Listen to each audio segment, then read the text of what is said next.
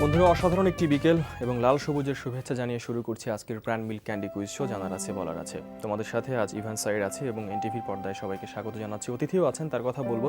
তার আগে বলি, আগামীকাল আমাদের মহান বিজয় দিবস এবং আগামীকাল কিন্তু সব মানুষের ঢল নামবে জাতীয় স্মৃতিসৌধে। এবং আমি শুরুতেই তোমাদেরকে জাতীয় স্মৃতিসৌধ সম্পর্কে কিছু তথ্য জানাতে চাই।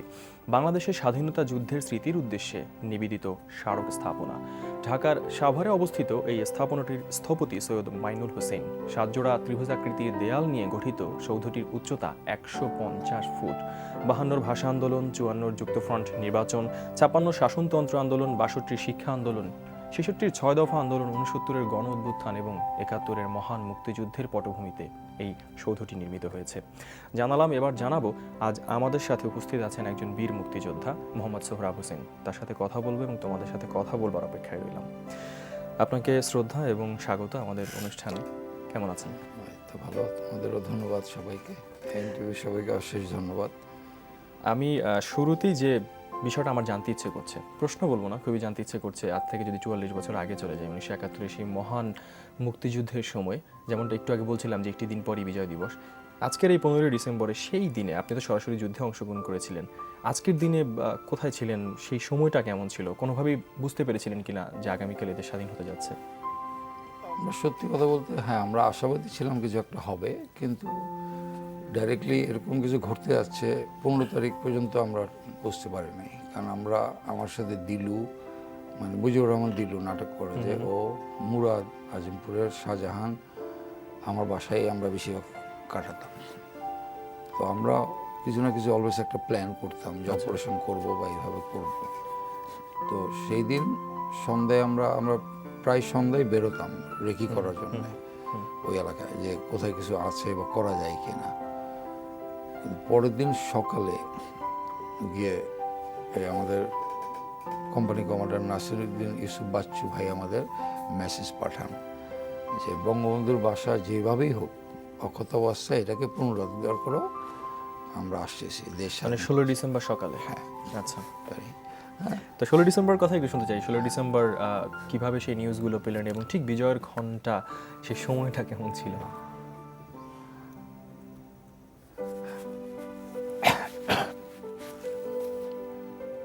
আমরা বুঝতে পারছি, কিন্তু আমি তারপরে আসলে শুনতে চাই আপনার অনুভূতিতেই। আসলে অনেক সময় হয় না যে অনেক কথা না বলে অনেক কথা বলা হয়ে যায়।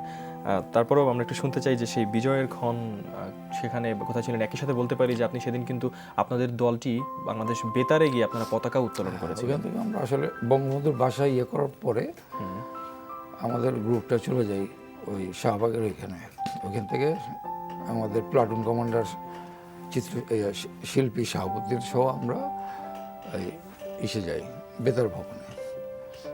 এবং শাহাবুদ্দিন গিয়ে খুব ভালোভাবে করে যে আমরা এখানে গণরোল করবো না, তোমাদের কমান্ডারকে ডাকো।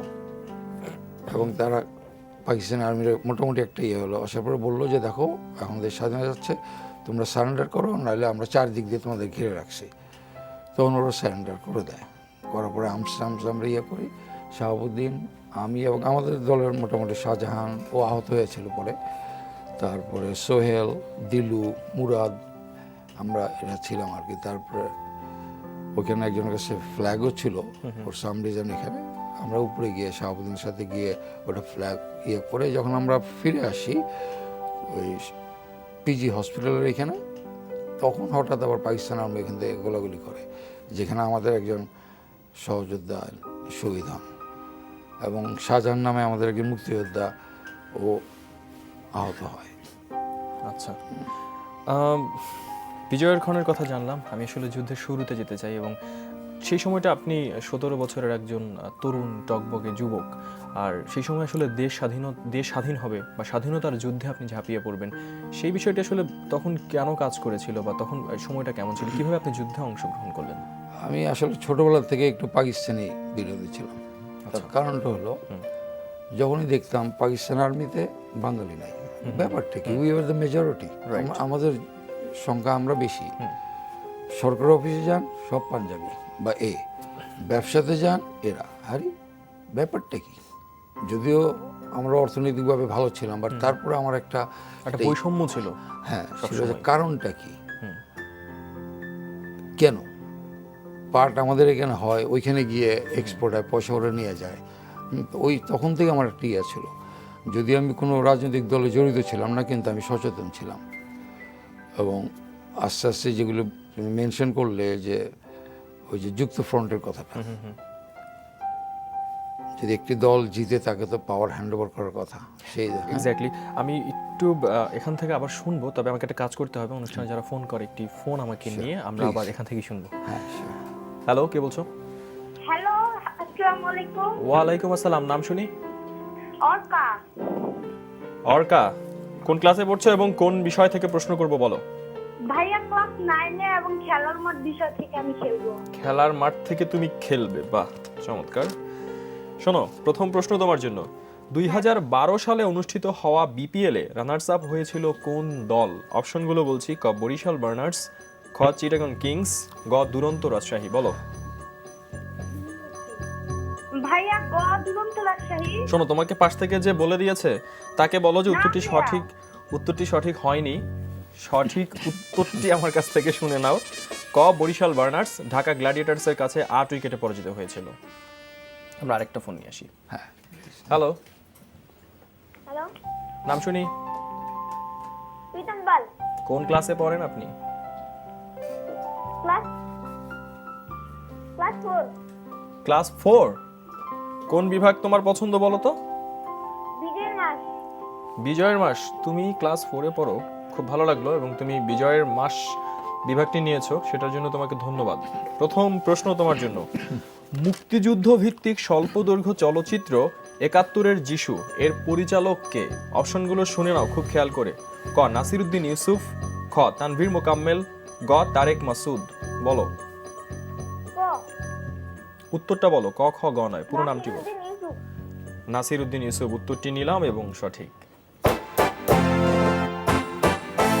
অভিনন্দন, 500 টাকার বই তুমি জিতলে। এবার দ্বিতীয় প্রশ্ন।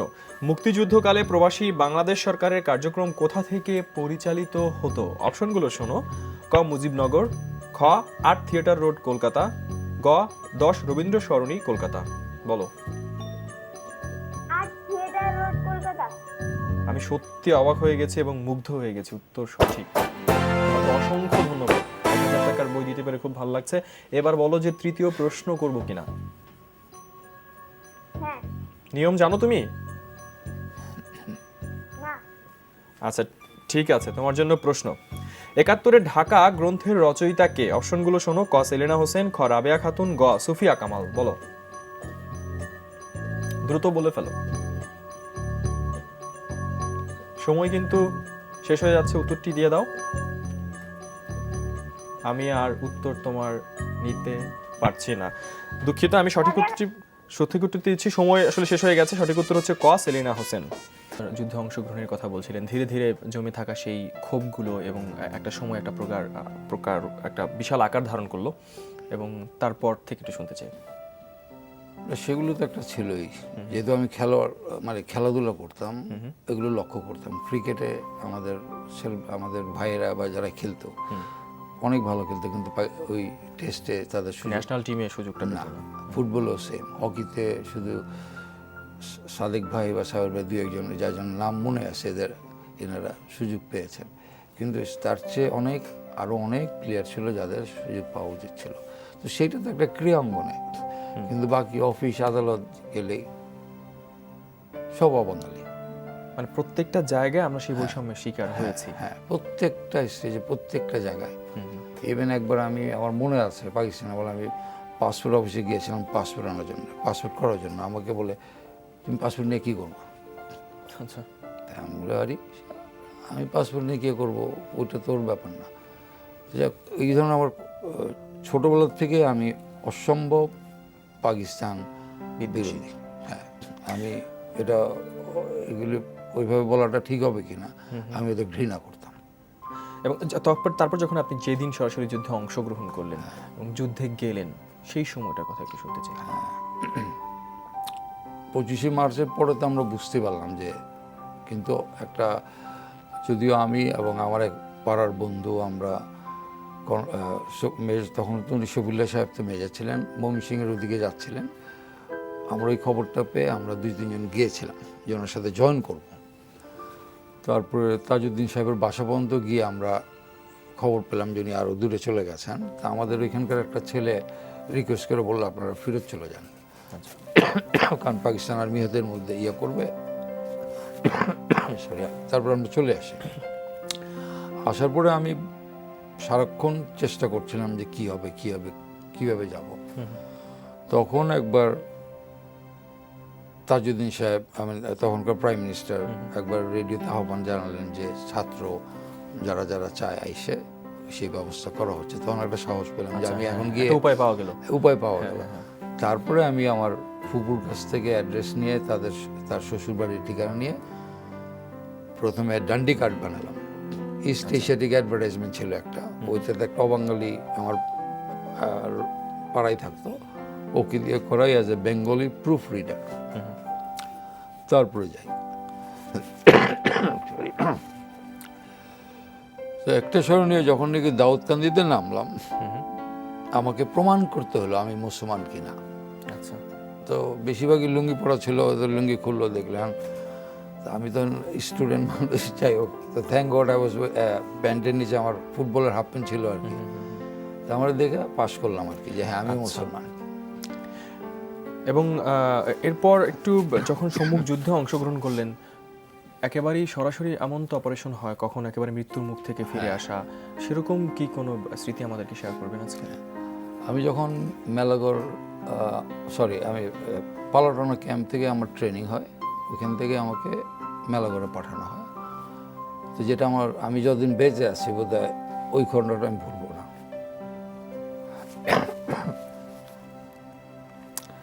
আমাকে যখন বর্ডারে পাঠানো হয়, আমি গিয়ে শুনি যে ওয়ারির একজন যুবক নাম জাকির, উনি শহীদ হয়েছেন এবং তার জায়গায় আমাকে রিপ্লেসমেন্ট করা হয়েছে। ওটা তো আমি জানি, কিন্তু আমার খারাপ লাগছিল যে ওর প্যারেন্টসটা জানে ওদের কী অবস্থায় ছেলেটা, আমাদের সমবয়সী। আমি যাওয়ার পরে আরেকজন বললো আরেকটা ছাত্র, আবার এবারও আরেকটি স্টুডেন্ট। যাই হোক, তারপর ওইখানে আমরা বর্ডার করছিলাম। তো কিছুদিন থাকার পরে একটা অপারেশন অ্যাম্বুশ করলাম পাকিস্তান আর্মির বিরুদ্ধে। তো একটা স্টেজে শালদা নদীর থেকে যখন আমরা উঠে আসি, পাকিস্তান আর্মি দেখতে পাচ্ছি চেইস, যেহেতু খেলোয়াড় ছিলাম দৌড়াতে পারতাম। তো আমার কাছে এখনো মনে আছে যে একটা ছেলে আমাদের কাভারিং দিচ্ছিল আমাদের বয়সের, এসএলআর নিয়ে, খালি বলতেছিল গো। তো আমি ওকে প্রায় চিন্তা করি যে আমরা তো বেঁচে যাচ্ছি, হ্যাঁ, কিন্তু ওরা যে চেঞ্জ করে আসতেছে, তো ও তো হবে একদম সামনাসামনি পর। তো পরে জানলাম যে না, ওটা হয়নি। তো ওইটা আমার একটা বিরাট ওই জাকির। হ্যাঁ, আমি মাঝে মধ্যে, এছাড়া আমি কখনো ভয় পেতাম না যে আমি মরে যাবো, কখনো ফিল করি নাই যে মরে যাবো। তো একটাই খালি ছিল যে এমনভাবে মরতে চাই না, মরবো তো সালা মরবো, ভালোভাবে মরবো, এগুলো মাইরে মরবো। মানে একটা ওই ব্যাপারটা আমি একটু বলতে চাই যে আজ আপনার কথা শুনে বা আমাদের যারা আছেন সবাই নিঃসন্দেহে এই আবেগের প্রতি আমাদের শুধু শ্রদ্ধা না, নিঃসন্দেহে আমাদের সেই আবেগের প্রতি শ্রদ্ধা বলেন, কিংবা আমি যখন আপনার কথাগুলো শুনছি আমার প্রজন্মের প্রতিনিধি হিসেবে বলতে পারি যে খানিকটা ঈর্ষাও আপনাদের প্রতি আমাদের হয়। সেই সময়টা আপনারা পেয়েছেন, আমরা পাইনি, কিন্তু আমরা এতটুকুন কথা দিতে পারি যে এই আবেগটাকে আমরা বুঝে নিয়ে আমাদের বুকের মাঝে সেই লাল সবুজের পুরো আবেগটা আমরা ধরে রাখছি এবং সেটাকে আমরা ধরে রাখবো। আর একটা কথা আমরা বলবো, আরও আমি একটা টেলিফোন নিয়ে আসতে চাই, একটু কথা বলতে চাই, তারপরে এসে আপনার সাথে আবারও কথা বলবো। কে আছো ফোনে? হ্যালো, আসসালামু আলাইকুম। ওয়ালাইকুম আসসালাম। নাম বলো। আমি আশা বলতেছি। আচ্ছা, কোন ক্লাসে পড়ো? ক্লাস 7। বলো যে কোন বিভাগ থেকে প্রশ্ন করবো? বিজয়ের মাস। বিজয়ের মাস, ধন্যবাদ। বিজয়ের মাস থেকে তোমার জন্য প্রথম প্রশ্ন। 2 নং সেক্টরের সেক্টর কমান্ডার কে ছিলেন? অপশন শোনো।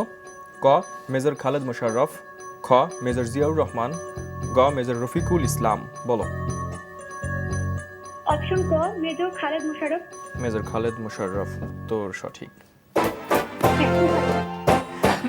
Your most welcome. 500 টাকার বইয়ের জন্য তোমাকে ধন্যবাদ। দ্বিতীয় প্রশ্নটি শোনো, মহান মুক্তিযুদ্ধ চলাকালীন 11টি সেক্টরের সাব সেক্টর ছিল কয়টি? হ্যাঁ, অপশনগুলো শোনো। ক 64টি, খ 65টি, গ 66টি।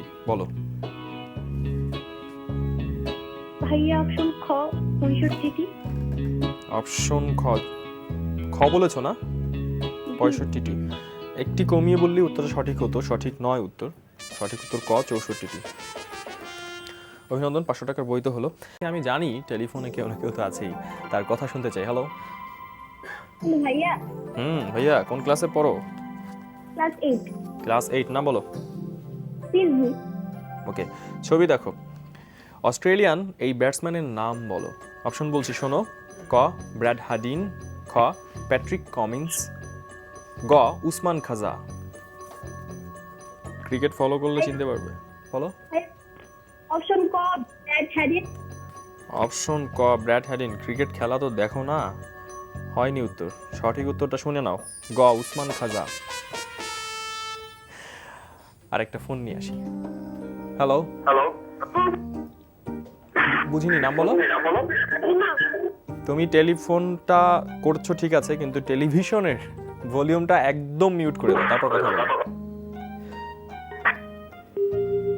ফোনটা কেটে গেছে, আমরা আবারও ফোনে আসব। কথা বলছিলাম আপনার সাথে এবং সেই সরাসরি যুদ্ধে অংশগ্রহণের কথা শুনেছি এবং আপনার অনুভূতির কথা আমরা বারবার আসলে বুঝতে পারছি। আমি একটু আপনার বর্তমান জীবন নিয়ে কথা বলতে চাই। আপনি প্রবাসে এখন বসবাস করছেন, প্রবাসী বলা যেতে পারে, এবং কানাডাতে আপনি আছেন। সেখানে কবে গেলেন এবং সেখানে সময়টা এখন কিভাবে কাটাচ্ছেন? এখন অবসর জীবনযাপন আচ্ছা, শুরু করেছি আর কি, আচ্ছা। মাত্র। তো ওইখানে সে অবসর জীবনযাপন ভালোই লাগছে আর কি। যদি আমার একটা দুর্ঘটনা, কার অ্যাক্সিডেন্ট হয়েছিল, তারপর থেকে আর কি একটু এসে আছে আর কি। তো এমনি আমার 2 ছেলে 1 মেয়ে। তো ভালো লাগে যখন আমি নানা হয়েছি, তো ওইটাই হলো সবচেয়ে আমার বোধহয়। আচ্ছা, বাংলাদেশে কি প্রতি বছরই আসা হয় একটা বড় না, সময়? ইদানিং আমি চেষ্টা করছি আসার জন্য আর কি, বিশেষ করে এই বিজয় দিবস উপলক্ষে। আরেকটা বিষয় আমি একটু জানতে চাই, এই যে আপনি যুদ্ধের কথাগুলো আমাদেরকে যেভাবে শেয়ার করছেন, এবং আমরা যখন বিরতিতে ছিলাম, বিজ্ঞাপন বিরতিতে, তখন আপনি বলছিলেন যে কানাডাতে আমি খুব গর্ব করে বলি, সারা পৃথিবীর বুকে আমরা আসলে সবাই গর্ব করে বলি যে আমরাই একমাত্র জাতি যারা এই যে ভাষায় কথা বলছে, বাংলা ভাষায় আমাদের জীবন দিয়েছি। সেখানে বাংলাদেশের এই যে আমাদের সাংস্কৃতিক কর্মকাণ্ড বা সেখানে বাংলাদেশের এই সব কিছু নিয়ে মানুষের মধ্যে আগ্রহটা কেমন? না, অনেক। এখন আর ওইখানে প্রজন্ম কানাডা বলে একটা অনুষ্ঠান আছে, তারপরে বাংলা টেলিভিশন কানাডা আছে, ওরা প্রচুর, এবং ওইখানে বিভিন্ন প্রতিষ্ঠান আছে যারা এগুলো করে। তারপরে গান বা সব দিকেই অনেক অনেক উন্নত, অনেক ভালো। আরেকটা বিষয় দেখা যায় যে সেখানে যে আমাদের বাংলাদেশি মানুষরা যারা বসবাস করছেন, তাদের যখন সন্তানরা বড় হচ্ছে, তারা তো আসলে একেবারেই ভিন্ন পরিসরে বিদেশের পরিবেশে বড় হচ্ছে। তাদেরকে আমাদের সংস্কৃতির সাথে পরিচয় করিয়ে দেওয়ার জন্য, কিংবা 16 ডিসেম্বরের কথা বলতে পারি, বিজয় দিবস, আমাদের মাতৃভাষা দিবস, সেগুলো তারা উদযাপনে কতটা আগ্রহী, কিংবা তাদেরকে কতটা অংশগ্রহণ তাদের থাকে, বা তাদের জন্য কোনো ধরনের সেখানে সেরকম আয়োজনগুলো করা হয় কিনা? এখন হচ্ছে।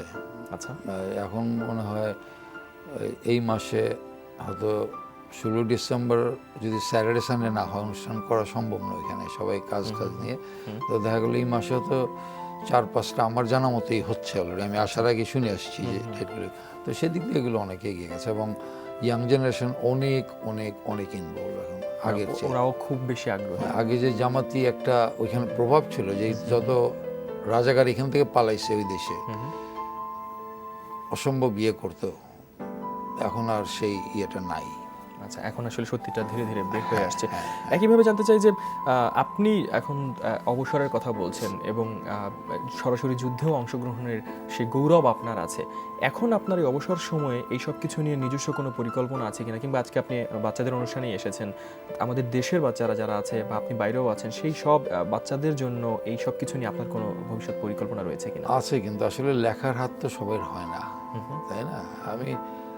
আমাদের একজন মুক্তিযোদ্ধা ছিলেন, উনি কানাডার মুক্তিযোদ্ধা সংসদের কনভেনার ছিলেন, ভদ্রলোক ডক্টর জহিরুল ইসলাম। উনি মারা গেছেন। উনি একটা বই লিখেছিলেন, তো আমাকে অনেক করার পর আমার সম্বন্ধেই লিখেছেন। তো আমার ইচ্ছা আছে, আস্তে আস্তে হয়তো চেষ্টা করব। কেমন লাগে ভাবতে, আপনি নিজে বলছিলেন বারবারই এবং আমরা জানি যে আপনার কথায় উঠে এসেছে আপনি নিজে একজন খেলোয়াড় ছিলেন। আজকে যদি ক্রিকেটের কথা বলি, ইনফ্যাক্ট আজকে সন্ধ্যায় আমাদের বাংলাদেশ প্রিমিয়ার লিগ রয়েছে।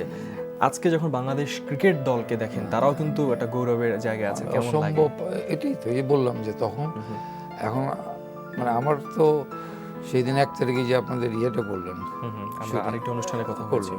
আমি তো বসে বসে দেখছিলাম যে ছেলেবেলা যে ক্রিকেট প্র্যাকটিস করছিল, কেউ কিন্তু ঝগড়া করছিল না।